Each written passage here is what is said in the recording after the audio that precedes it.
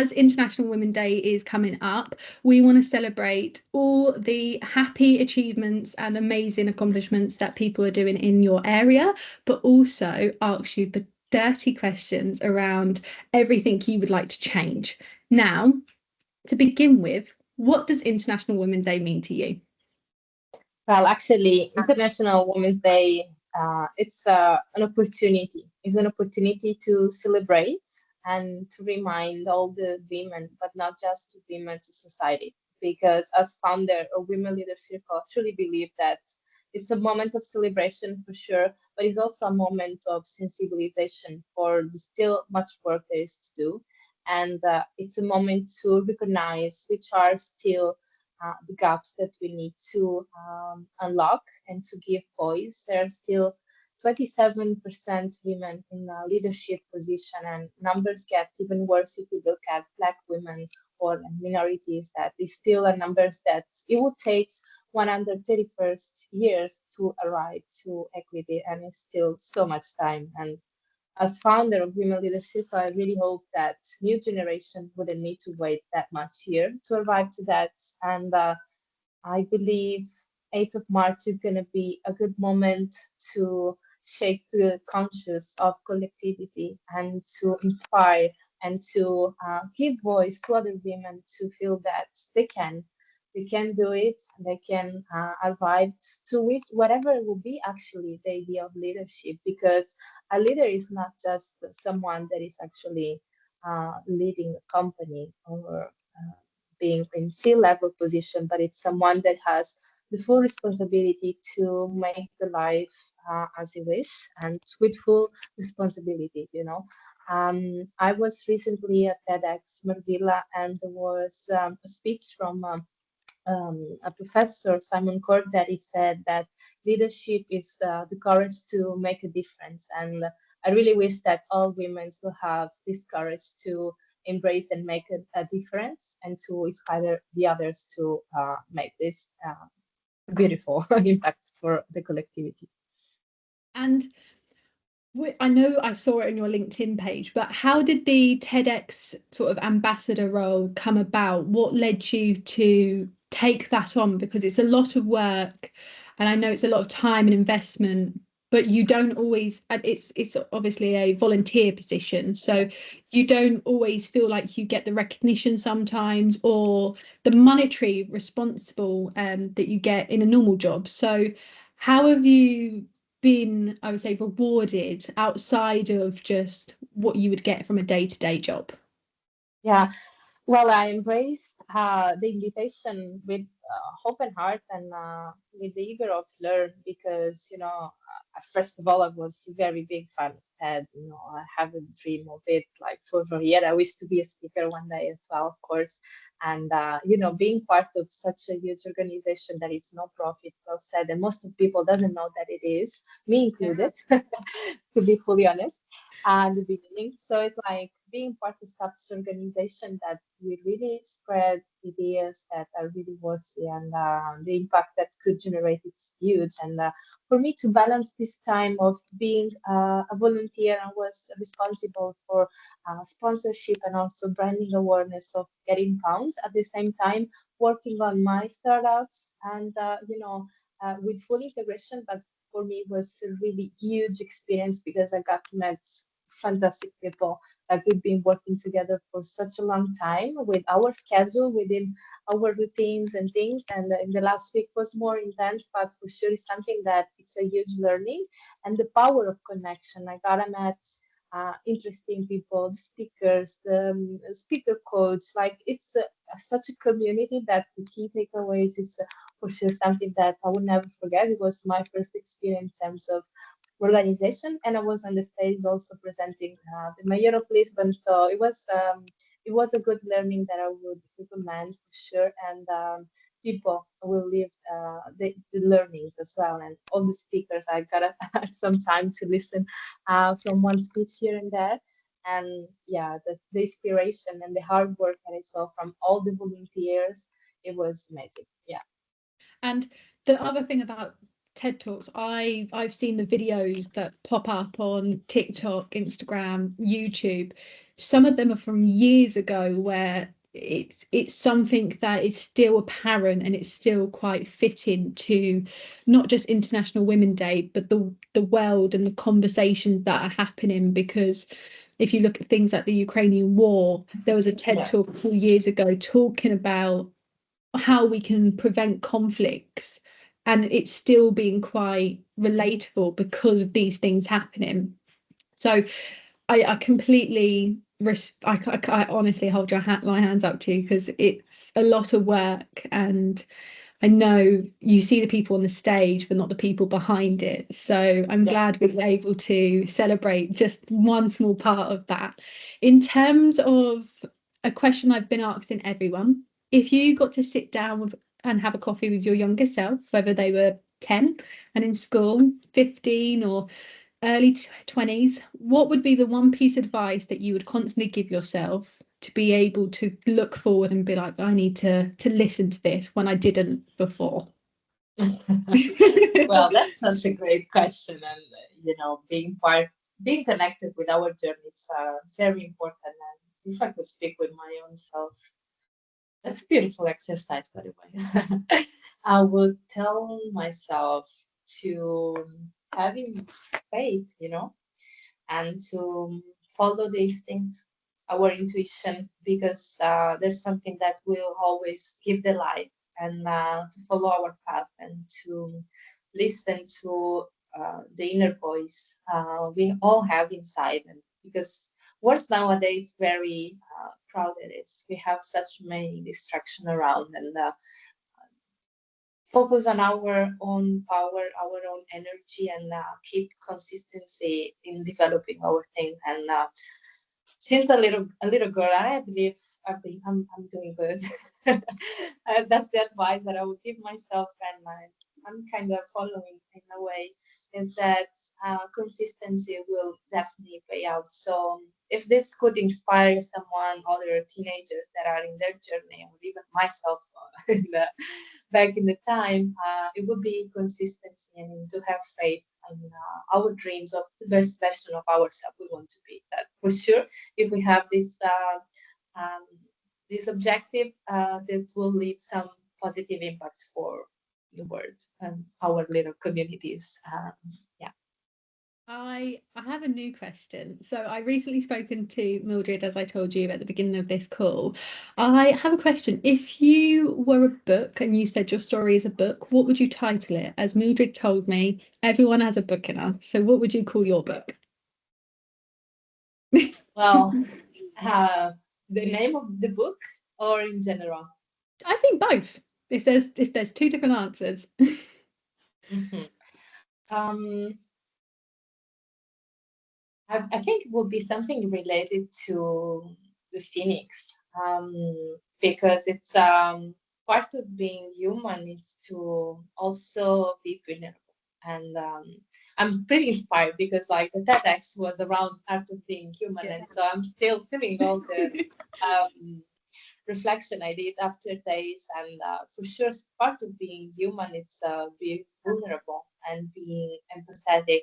And Phoenix represents such a strong animal, and that could fly high and powerful and fire and strength, but at the same time, it's the part of our vulnerability of when it's time to take our moment and be gentle and have compassion, and to rebirth from our own pain, And I passed through it, and it's part of my story. I was very young and changing my journey to moving to a new country, new company, multinational around COVID time, and really this change impact my life. And I passed through some hard moments as well, and I rebirthed from it. And I believe that's my strength, and keep being ourselves while we have beautiful scarf keep with gold would be something that I really appreciate, and I'm grateful. So I don't know, the title will be I'll think about it, I'll let you know. But I love that's the idea of the like key story. rebirth. and like the rebirth, but not only that, the rising, when you sometimes can call it a fall, but it's not a fall, it's just maybe going a step higher that you didn't imagine, and getting one step further to that end goal. um in terms of the big question, and it's the hardest and the most open question ever, but with everything that you've been doing with the Women Leader Circle, what piece of advice would you constantly give them women leaders that you're working closely with that you've learned from? And do you think that your personal experience has helped when you're looking at what work you can do with them, how you can support them, the development process, everything like that? Yeah, well, for sure, something that I would tell everyone, and entrepreneur's journey, or even like if you're in a career that you want to get promoted and things, and sometimes it's a lonely process that you struggle, and first of all is ask help, Yeah. because you never know. The no is granted, but you never know. There's going to be someone really outside out there that will be very happy to help. So, like, most of the time, many women feel lonely, and not women, also men. So, like, it's like, okay, we have to focus, of course, but ask help. For sure, someone, you will find someone really willing to help and to support each other, and do not quit. If you start something and you're not sure and you're struggling, if you want to pursue a dream and everything, it looks very strong and difficult and you don't know how, if you know your why, you will know how, and everything will come after. So it's really like the advice that I give to my younger self is like, do not quit and to have faith and to keep doing. Consistency will pay off. It's like, and celebrate small wins for sure. It's like even 1% every day will make the world difference if you keep doing constantly. So it's like that's my mantra, and I'm keep doing my best self every day, even a little small one. If day that I really don't have the full energy, but it's something that will pay off in the long run, and it's a marathon. It's not something that you do in one day and that's done. It's like you keep improving yourself, and it's been part of my journey. I'm sure many women struggle into have support, or to gain visibility, or to sell themselves, or to have public speaking, or sell their services, or balance work life. For sure, asking help and keep doing, it will be my two best advice. I saw something that it's quite relatable to that, which is some days you can't give 100%, but whatever you're giving, if that's all that you have for that day, that is still your 100%. So always Yeah. remember the days that you're tired, the days that you may be at your lowest. If you're giving it your all, that's still 100%, but you may not consider it as your normal 100. And it was quite a beautiful visual age, because it was people filling up a cup saying they're all equal the same, but in different times they mean different things. So just remember to yourself that it doesn't matter what that cup looks like, it's what you give. And if you feel like that's everything, then that's your 100%, which I feel like was quite fitting to share following that. That's fantastic, and it's like it's just a matter of percentage, but it's a point of view. It's a keep doing and respect the days where you are not at your 100, and that's okay. It's okay not to be okay as well, and it's part of Without a a doubt. part of it totally. And I know I we've spoken about this, but with everything that's happening 2025, what would you love to see change from this International Women's Day to next year's International Women's Day, where we're looking at it and celebrating an achievement that we've done, or that Yeah. you've personally done even as well? Well, first of all, I wish that for sure we'll keep continuing celebrating Women's Day.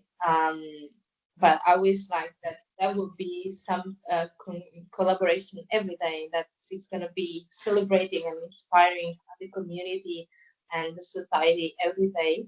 And I wish government and companies that they have more access to information, to funds, to structure, that we could have much better help from, and more accessibility to place, and to mentorship, to partnership with some companies to bring the value that we have into companies and to have less gaps in terms of pay gap, leadership position into companies, startup founders, venture capitals lead by women. So to have basically it's like equity. It's like what I'm when I'm speaking with also men about, and some of them may say, "Oh, but once I got this question from a professor actually, and I was very not liking it, but okay."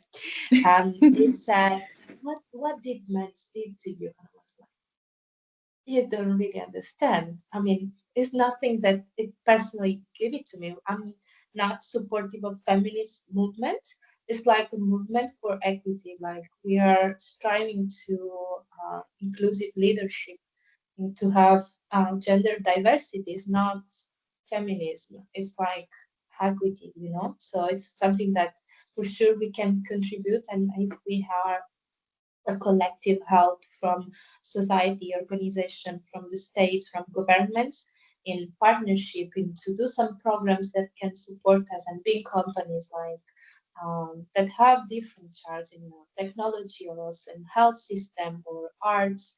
There's still much to do. So I really wish that next year we could have much better help even for our little organization that are really working hard and most of the time earning nothing or really very few, uh, to give voice and to give space to arrive further. And perhaps in the next years, we're gonna celebrate Women's Day, but with less effort to really being heard and seen.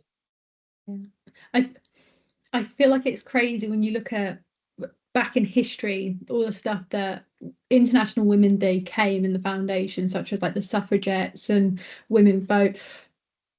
The fact that we've made such a big dent, but there's still so much more potential. I'm going to say it's potential because Yeah, it is unforeseen capability, potential, and achievability that we need to celebrate, whether it's big companies having CEOs, CFOs, mhm, CTOs, or even them, like you said, them small companies getting the valued investment, the recognition, the transparency on platforms where they're being like celebrated for what they've achieved in whether it's 1 week or a year duration, just having someone being your little champion and celebrating your victories. yeah,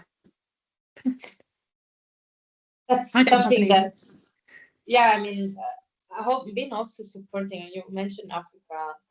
There's a beautiful organization called Girl Move that I used to be mentor of, and they start in Mozambique. They give training to a group of young leaders to go into school and to provide some support to childrens and to give some trainings around health protection, sexual transmissions, and confidence. And they have like just we know the condition they have is very poor, and so Yeah. like they start this program in there, and then they move to Portugal to have their own journey and have some context into leadership and to work to have some internship here. And it's a beautiful program that really empower new generation of leader, and they are such a courageous and brave heart. And like you must see, I was like having chills all the time about their knowledge and their passion to really change the way things are. And it was a really honor to be their mentor. So